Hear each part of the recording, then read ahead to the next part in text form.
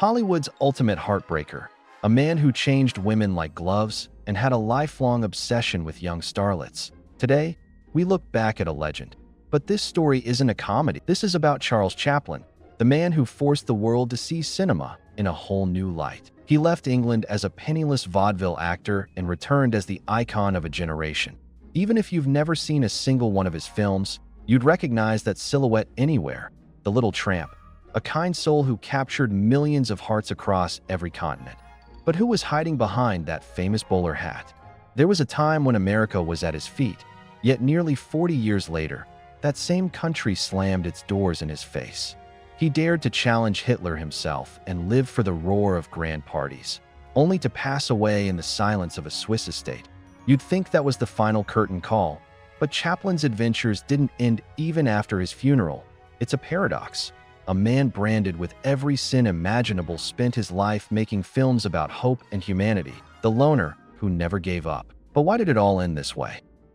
March 1978, Switzerland, the dead of night. Two shadows creep through a cemetery, shovels in hand, a reckless plan in mind. A Pole and a Bulgarian, both broke and both certain of success. After an hour of grueling work, they unearth a massive oak coffin, load it into a car, and vanish into the darkness. Inside was the body of Charlie Chaplin. By morning, his widow would receive the fateful phone call. On the other end of the line, the ultimatum was clear: 600,000 Swiss francs in exchange for the coffin. If the money wasn't paid, they threatened to destroy the remains. But the widow of the great actor didn't panic. She hung up and immediately called the police, reasoning quite practically. Charlie himself would have found the idea of paying that much for a dead body completely absurd. A massive operation was launched. Swiss police tapped every public payphone in the area, and it didn't take long for the criminals to be caught. During the interrogation, the kidnappers confessed they had hidden their prize right in the middle of a cornfield.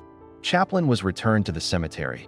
They reinforced the grave with a 2-meter layer of solid concrete. Today, the rest of history's most famous tramp is guarded more securely than a bank vault.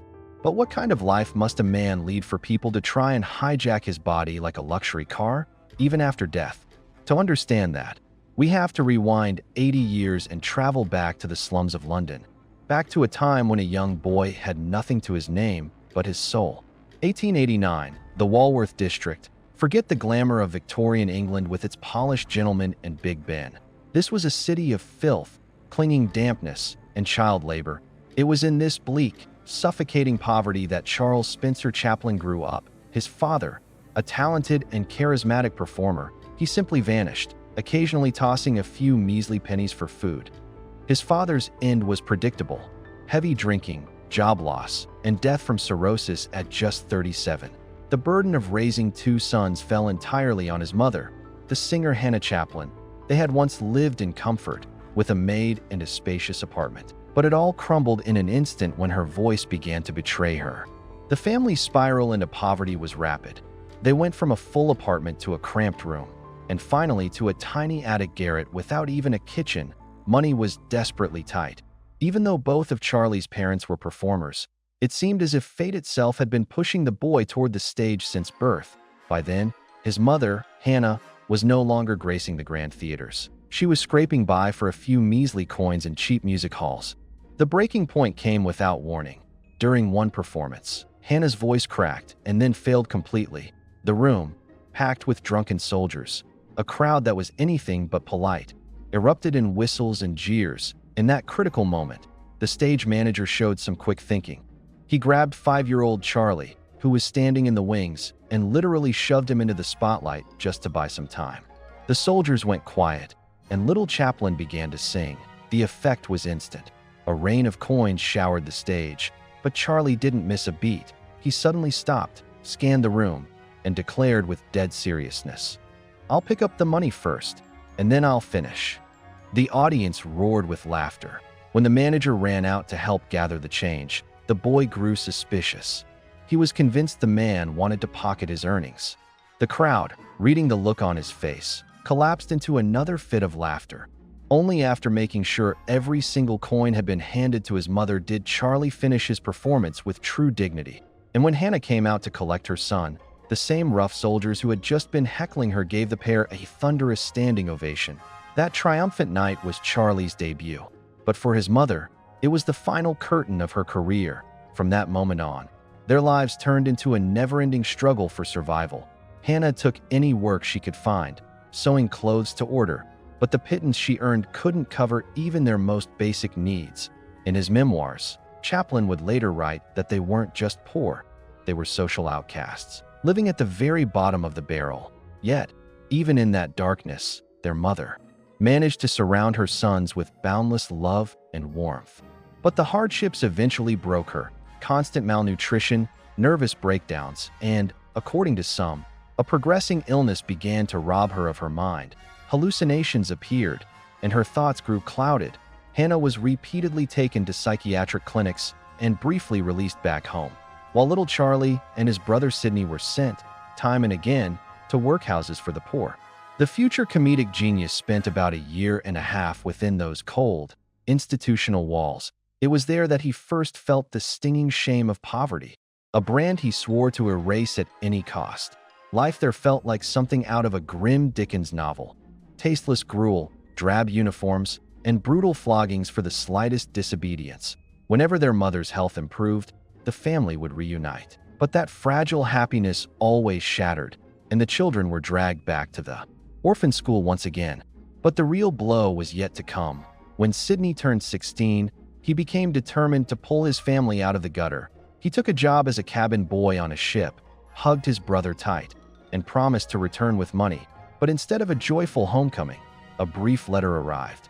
Sidney was in the hospital. Then, silence. Weeks of waiting turned into torture. There was no news, and Charlie was left entirely alone with his grief. Hannah spent her nights by the window, straining to hear every footstep on the stairs, waiting for her eldest son. But eventually, her mind simply snapped. Returning home one day, Charlie found his mother in a state of total catatonia, staring into the void, unresponsive to everything. The boy immediately recognized that vacant, hollow look. Through tears and pleas, he tried to reach her, but it was useless, stealing his nerves. The 12-year-old found a doctor, whose verdict was grim. And so, Charlie took his mother by the arm and, like a grown man, led her toward the unknown. She followed submissively, unaware of where she was being taken. At the hospital gates, he handed her over to the orderly. The heavy doors swung shut, and Charlie stood for a long time, watching that fragile, receding figure. She never once looked back. Behind him lay London, vast, cold, and utterly indifferent. At just 12 years old, he was left alone to face the world. His father was gone, his mother was losing her mind, his pockets were empty, and everything that once felt stable had crumbled into ruins. Months of isolation were eventually broken by his brother's return and their mother's temporary recovery. To save the family from starvation, Charlie took any work he could find, hawking newspapers, toiling in a printing house, making toys, and haunting the doorsteps of theaters, begging for even the smallest role. His memoirs are saturated with the memories of that desperate time. The long-awaited breakthrough came when Chaplin turned 14. He landed a job playing Billy the Page Boy in a production of Sherlock Holmes.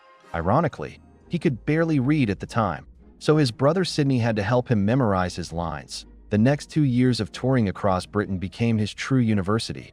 He hungrily absorbed the acting styles of his colleagues, experimenting and honing his own craft. But the major turning point in his life came 5 years later. The fateful encounter happened when Charlie caught the eye of Fred Carnot, the undisputed monarch of British comedy. Carnot's troupe was a legendary talent incubator, where pantomime and physical theater reigned supreme.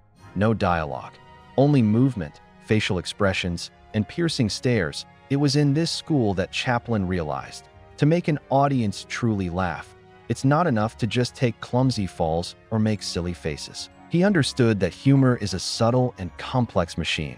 His greatest discovery was a simple formula. The situation must be comic, but the character must remain dead serious and human. This approach would later become the golden key that opened millions of hearts to Chaplin. At 21, as part of the Carnot troupe, he took a leap of faith and crossed the Atlantic. Behind him lay a clouded past.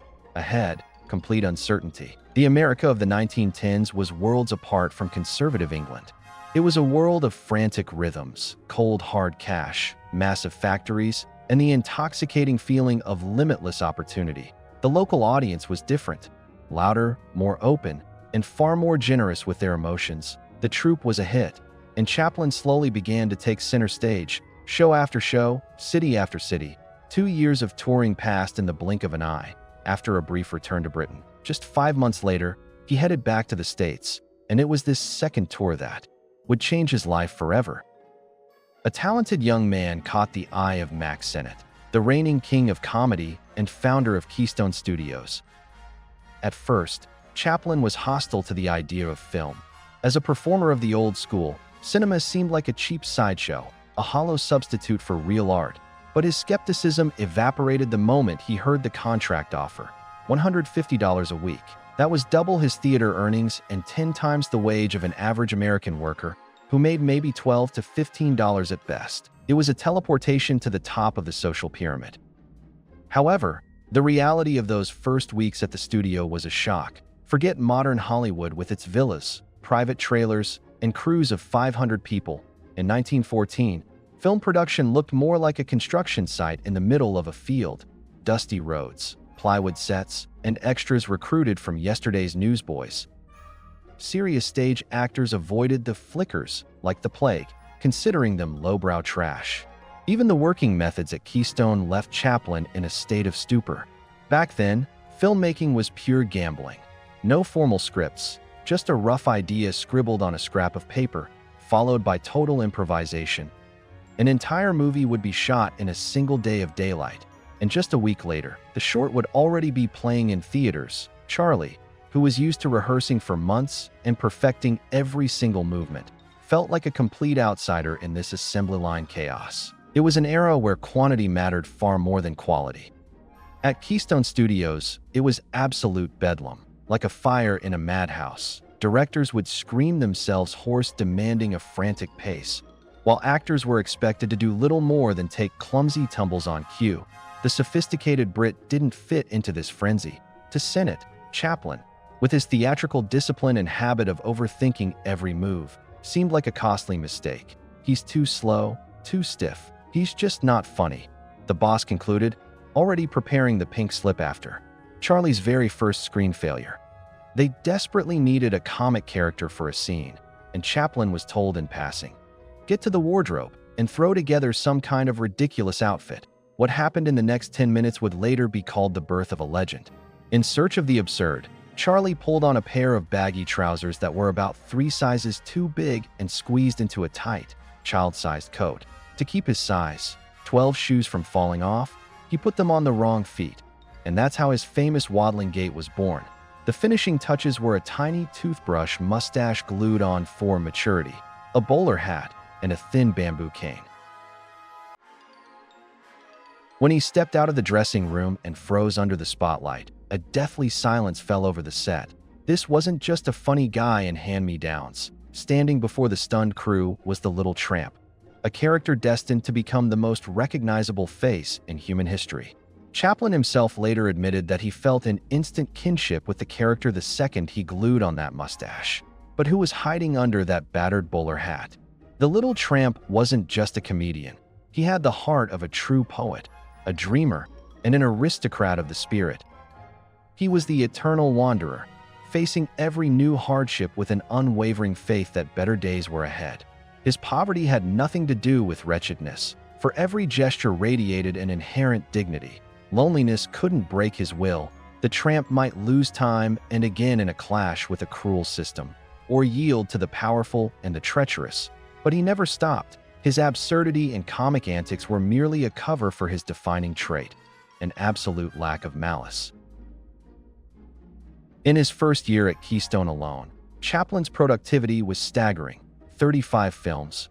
Audiences were losing their minds over his character. Theaters didn't even need to print elaborate posters anymore. A simple sign with the words, "Charlie is here today," was enough to guarantee a sold-out house. When his contract finally came to an end, Chaplin stunned the studio bosses with a demand: $1,000 a week, to Max Sennett, who had been paying him $75 just a year before. This sounded like pure madness. He refused, and that decision went down in history as one of Hollywood's most fatal business blunders. At this point, his brother Sidney reappears on the scene, stepping in as Charlie's official representative. He became a ruthless negotiator, securing terms for his brother that seemed like pure fantasy. Competitors didn't wait around. First, one studio offered $1,250 a week, plus a massive signing bonus, followed by another company laying a contract on the table for an incredible $670,000 a year. At 26, the former inhabitant of London's workhouses had become the highest-paid entertainer on the planet, earning more than many world leaders and monarchs. But Chaplin knew that true freedom meant independence from other people's orders. In 1917, he took a monumental step. He bought 5 acres of land in the heart of Hollywood.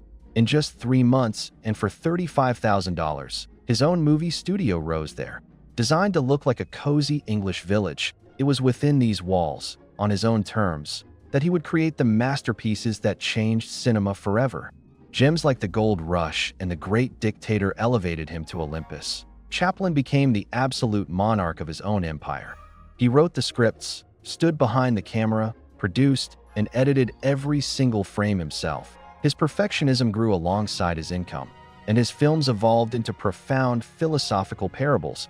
It seemed he had reached the summit, but it was there, at the height of his power, that a major threat was lying in wait. Massive wealth attracted femme fatale, in turn, brought scandals that nearly destroyed the legend. Early 20th century Hollywood was a ruthless jungle. Young starlets had mastered the rules of survival. An affair with a star guaranteed roles, and a marriage license guaranteed a fortune for life. Chaplin stumbled right into this trap when he began a romance with 16-year-old Mildred Harris, ambitious and calculating. She knew exactly how to play her cards, eventually blindsiding Charlie with the news that she was pregnant.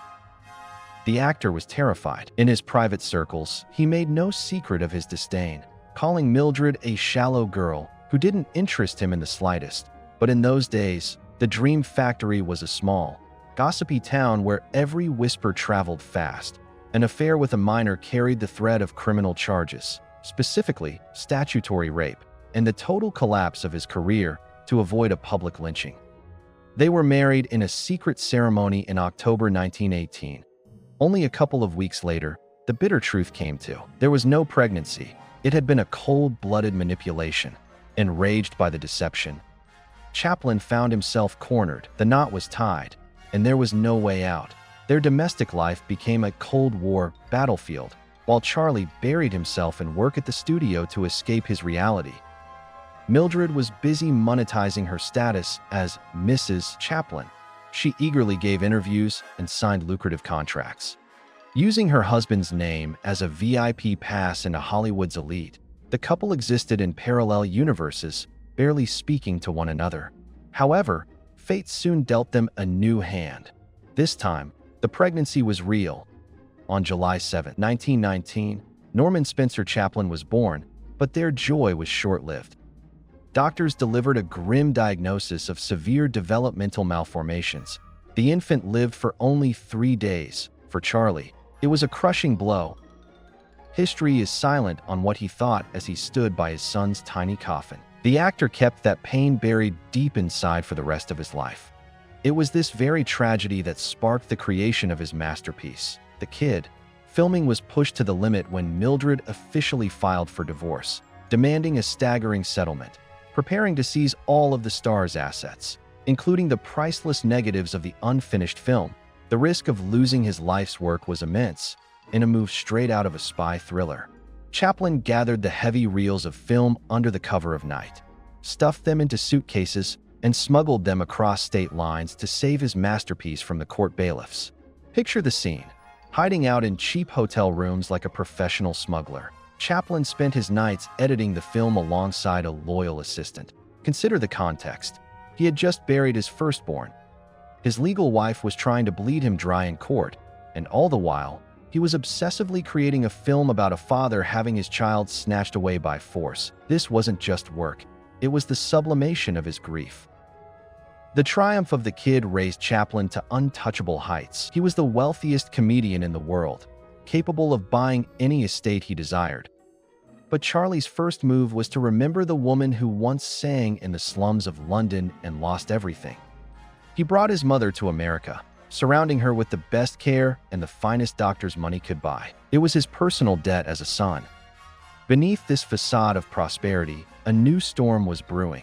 You'd think his catastrophic first marriage would have served as a vaccine against fatal mistakes, but Chaplin stepped on the same rake once again. In 1924, while launching the monumental The Gold Rush, he gave the lead role to 16-year-old Lita Grey. The 35-year-old genius was once again captivated by youth and beauty. Failing to notice, he was walking straight into another trap. It was on this set that the masterpieces now studied in every film school in the world were born. The plot drops the Little Tramp into the harsh landscape of Alaska. Inside a snow-covered cabin where hunger drives the characters to the brink of madness. The scene where Chaplin cooks his own boot has become the stuff of legend. He does it with the dignity of a gourmet in a Michelin-starred restaurant. Audiences were howling with laughter, having no idea what the actors actually went through. The prop boot was made of black licorice, and for the sake of a perfect take, the scene was filmed for 3 days straight. But as they say, art requires sacrifice. The situation with Lita Grey had tightened into a legal noose. In the state of California back then, an affair with a minor carried a real prison sentence, and the girl's family understood this perfectly. Lita's mother turned to blatant blackmail. Either Chaplin goes to the altar, or he goes to court, caught between the shameful collapse of his career and an unwanted marriage. Charlie chose the lesser of two evils, to bypass strict American laws. They held a secret wedding on Mexican soil. But a sham altar brought no peace. This was a union of two people who despised each other. Lita, uneducated, yet incredibly arrogant and prone to scandal, turned the genius's life into a living hell. Nevertheless, 2 sons were born of this toxic marriage, but the couple managed to last only 2 years. The thunder rolled when Lita filed for divorce, turning the legal documents into a public confession. She spilled everything to the newspapers, from infidelities to intimate details that, in the puritanical America of that era, fell under criminal statutes for sexual perversion. The press was practically salivating, savoring every grimy detail. Conservative society declared war on Chaplin, branding him a sexual monster. Lita's lawyers acted with truly predatory scale. They demanded a freeze on the artist's entire empire, including his studio and the priceless negatives of his new films. Once again, Chaplin had to play the spy. He secretly shipped the films to New York, saving his life's work from confiscation. Amidst this legal nightmare, Charlie endured his greatest personal loss, the death of his mother, crushed by grief, hounded by the press, and exhausted by the courts. The 38-year-old actor began to go gray almost overnight. The finale of this battle cost him a fortune. He paid his ex-wife a $625,000 settlement, plus another $100,000 in a trust funds for his sons. It was the most expensive and scandalous divorce in the history of the film industry. Devastated and broken, Chaplin simply locked. Work was Chaplin's only refuge from his inner demons. As he began creating city lights, he consciously went all in, staking his entire fortune and reputation on the project. By 1931, cinema had undergone a tectonic shift. The era of great silence had vanished, giving way to talkies. Movie theaters were filled with dialogue and speech, yet Chaplin flatly refused to give the tramp a voice. He understood that silence is a universal language, understood in every corner of the globe. The moment his character spoke English, the magical bond with millions of viewers worldwide would be severed forever. His peers openly mocked him. Producers predicted financial ruin, and newspapers were filled with biting headlines. But Chaplin remained unshakable.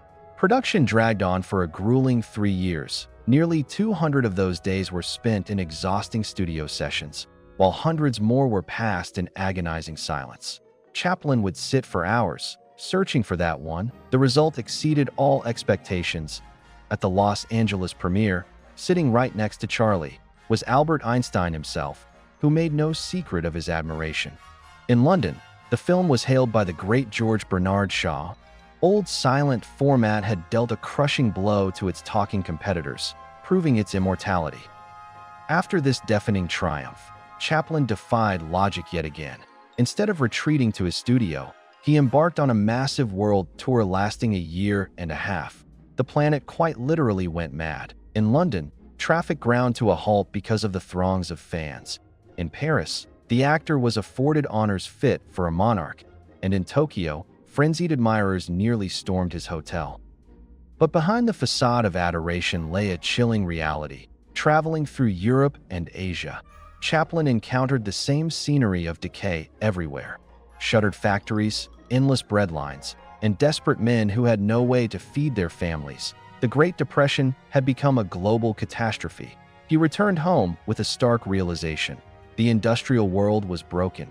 Charlie threw himself into the study of economics, searching for a way out of the deadlock, and eventually even drafted his own manifesto to save humanity from poverty.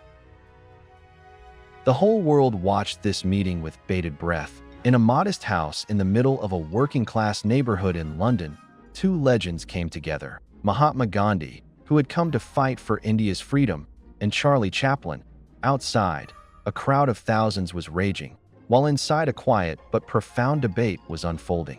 Chaplin, who had always believed in progress, asked bluntly, "Why are you so hostile to technology?" Gandhi's answer changed the actor's perspective. "I am not an enemy of machines. I am an enemy of what takes a piece of bread from a man's mouth." Back in Hollywood, Chaplin saw confirmation of these words at every turn. Endless lines of unemployed people, their eyes filled with despair, pushed him towards an important decision. The Little Tramp must become their voice. Before, his character had simply struggled against the injustices of fate. Now his main enemy had a concrete face: soulless industrialization. This was how work on the masterpiece Modern Times began. Chaplin decided to show how the system turns a living person into an obedient part of a vast machine. And it was during this period of spiritual searching that fate gave him a meeting with the woman who would become his support and muse, the magnificent Paulette Goddard. They met on the deck of a yacht. She was 22. He was 44. It seemed like a familiar scenario, with a dangerous age gap. But this time, everything was different. Paulette Goddard was no porcelain doll. Sharp-tongued, independent, and incredibly insightful, she became a true salvation for Chaplin. Their secret marriage filled his life with a rare sense of harmony. It was Paulette who became the muse and lead actress in Modern Times. For the first time in his career, Charlie was filming a woman for whom he felt a sincere, deep emotion. Their paths would later diverge, and this remarkable woman would become the wife of another genius. Eric Maria Remarque. She would pull the writer out of the depths of severe depression and literally give him a second life. But let's return to February 5th, 1936. On the premiere day of Modern Times, the world said farewell forever to the most beloved character in the history of cinema. The atmosphere of the era was suffocating. The Great Depression had thrown millions to the margins of life, and the soulless assembly line turned human beings into disposable material. Chaplin embodied this nightmare in the legendary factory scene. His character becomes a test subject for a mad machine designed to feed workers, and then is literally sucked into the belly of a giant mechanism. Audiences laughed until they cried, recognizing their own daily factory lives in this absurdity. The ending is predictable: a psychiatric hospital, a random prison sentence, and a meeting with another lost soul, a homeless girl who becomes his final companion in the world. And then, something the world had been waiting for 7 long years finally happens. The Little Tramp finds his voice. This was his first and only vocal performance. Stepping in front of the audience, he freezes. His cheat sheet with the lines flies off his cuff and disappears into thin air. Then, without losing his composure, he begins to sing in a language that doesn't exist. It was an incredible gibberish, a magical cocktail of scraps of Italian phrases, French charm, and Spanish temperament. Not a single real word. Yet the meaning was clear to everyone. This was the essence of Chaplin's genius. The tramp belonged to all nations at once precisely because he remained silent. The moment he spoke in a specific language, he would instantly become foreign to half the world, losing his universal magic. After 22 triumphant years, 70 masterpieces, and the adoration of millions worldwide, the legendary character left the screen forever. The Little Tramp passed into history alongside the silent era, but Chaplin himself had no intention of slowing down. While world leaders turned a blind eye to the catastrophe brewing in Europe, Charlie was already sharpening his greatest weapon, satire, for the most dangerous challenge of his life. In April 1889, born just 4 days apart, two men entered the world whose destinies would become mirror images of one another. One was born in the fog of London, the other in the foothills of Austria-Hungary. Both knew the bitterness of poverty, both were outsiders, and both dreamed of world domination. But while one became the embodiment of universal love, the other transformed into a symbol of absolute evil. Adolf Hitler, by 1938, the Führer's shadow had already fallen over Austria. Meanwhile, Hollywood preferred to ignore the gathering storm, continuing to churn out carefree musicals. Major studios like Metro-Goldwyn-Mayer played a double game. They didn't just remain silent. They actively catered to the Third Reich. Producers ruthlessly butchered films, cutting any scenes inconvenient for Nazi censors just to keep the lucrative German market. In those years, an anti-fascist stance was considered bad for business. Charlie realized that their resemblance was his greatest trump card. He decided to turn his own image into the deadliest weapon of satire Hollywood had ever seen. The industry bosses were terrified. Producers begged Chaplin to scrap the project. "It's too dangerous, too controversial. Now is not the time." But Charlie was unyielding. He put everything on the line, investing $1.5 million of his own money into the production. Cameras began rolling in September 1939. The very days German tanks rolled into Poland and the world plunged into the chaos of World War II. In The Great Dictator, Chaplin masterfully played two opposing roles. The first was Adenoid Hinkle, the ruler of Tamania, a merciless caricature of Hitler, a hysterical buffoon in uniform, performing his famous megalomaniacal ballet with an inflatable globe. The second was a humble Jewish barber, a quiet man in whom the traits of the Little Tramp were unmistakable. The film's finale became a historic moment. Through a case of mistaken identity, the barber is taken for the dictator and pushed onto the podium. Before him stood legions of soldiers and millions of listeners. And then, a miracle occurred. For the first time in his career, Charlie Chaplin spoke from the screen in his own voice, without masks, without comedic gibberish. It was a direct, heartfelt appeal from Charles Spencer Chaplin. Director J. Edgar Hoover launched a relentless FBI manhunt against Chaplin. Despite intercepting his mail, placing his home under surveillance, and microscopic tax audits, the 1,900-page dossier, compiled by 1952, contained zero evidence. It proved Chaplin was a law-abiding taxpayer with no Communist Party ties. However, during the McCarthy era and the post-war witch hunts, evidence didn't matter. As the Cold War began, anti-communist hysteria turned Chaplin's humanistic speeches into a target. While others in Hollywood were forced to name colleagues to save their careers, Chaplin refused to hide or repent. He maintained he was not a communist, but a champion of peace, a stance that made him public enemy number one in the eyes of a paranoid system. In 1943, 54-year-old Charlie Chaplin married for the fourth time. His bride was 18-year-old Una O'Neill, daughter of Nobel laureate Eugene O'Neill, who never forgave the marriage. Despite critics' skepticism, the union proved strong. Una became Chaplin's lifelong support, and they had 8 children. A fateful turn occurred on September 17, 1952, while Chaplin and his family were traveling to London for the premiere of Limelight aboard the Queen Elizabeth. Attorney General James McGranary officially barred him from re-entering the U. Refusing to be humiliated, Chaplin chose Switzerland as his new home, purchasing the Menor de Ban estate by Lake Geneva, Indiana, a gesture of solidarity. Una renounced her American citizenship.